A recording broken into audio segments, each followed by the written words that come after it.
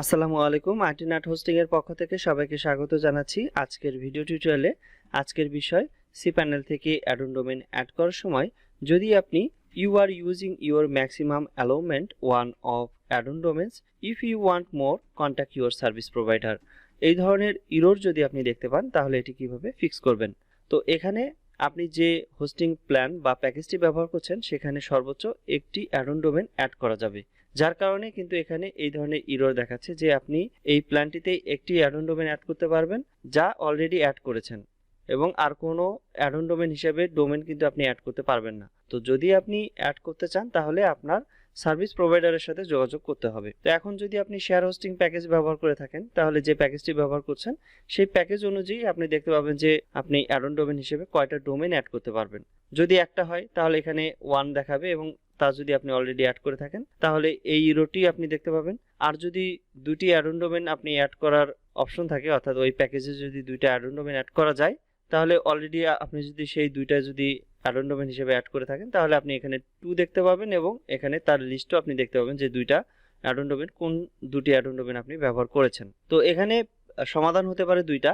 একটা হচ্ছে যে অ্যাডন ডোমেনটি আপনার সি প্যানেলে প্রয়োজন নেই সেটা আপনি রিমুভ করে দিয়ে নতুন করে যা অ্যাড করতে চাচ্ছেন যে ডোমেনটা সেটা আপনি অ্যাড করতে পারেন। আরেকটি হচ্ছে যে আপনি যদি শেয়ার হোস্টিং প্যাকেজ ব্যবহার করে থাকেন তাহলে আপনার সার্ভিস প্রোভাইডারের সাথে যোগাযোগ করবেন।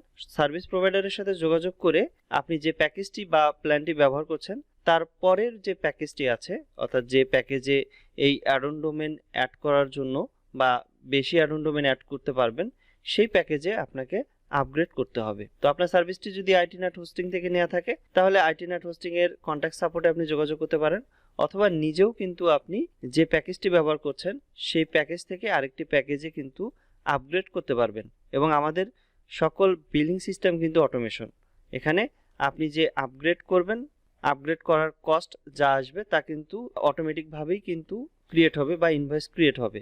আর যদি আপনি কোনো ভিপিএস প্যাকেজ ব্যবহার করে থাকেন এবং সেই ভিপিএসে যদি আপনি সি প্যানেল ইনস্টল দিয়ে থাকেন বা সি প্যানেল লাইসেন্স ব্যবহার করে থাকেন তাহলে আপনি সরাসরি WHM এ লগ ইন করবেন। আর যদি অন্য কোনো হোস্টিং কন্ট্রোল প্যানেল আপনি যদি ইনস্টল করে থাকেন তাহলে সেই অনুযায়ী সেই হোস্টিং কন্ট্রোল প্যানেলে আপনি লগ ইন করবেন। এখানে WHM এ লগ ইন করার পর আপনি সরাসরি এই WHM এর যে ড্যাশবোর্ড আছে সেখান থেকে কিন্তু লিস্ট অ্যাকাউন্টে যেতে পারেন, অথবা সার্চ অপশনেও কিন্তু আপনি লিস্ট অ্যাকাউন্ট লিখে সার্চ করে এই লিস্ট অ্যাকাউন্ট অপশনে যেতে পারেন।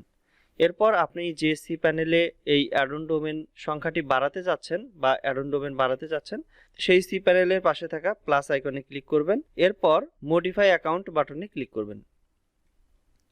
এরপর নিচে এসে আপনি স্ক্রল করে দেখবেন যে এই ম্যাক্সিমাম অ্যাডন ডোমেন নামে একটি অপশন দেখতে পাবেন। এই অ্যাডন ডোমেনে 1 অথবা 2 অথবা যে কোনো আপনার প্যাকেজের প্ল্যান যা আছে সেই অনুযায়ী যে ডোমেন সংখ্যা আছে অ্যাডন ডোমেন তা কিন্তু আপনি এখানে দেখতে পাবেন।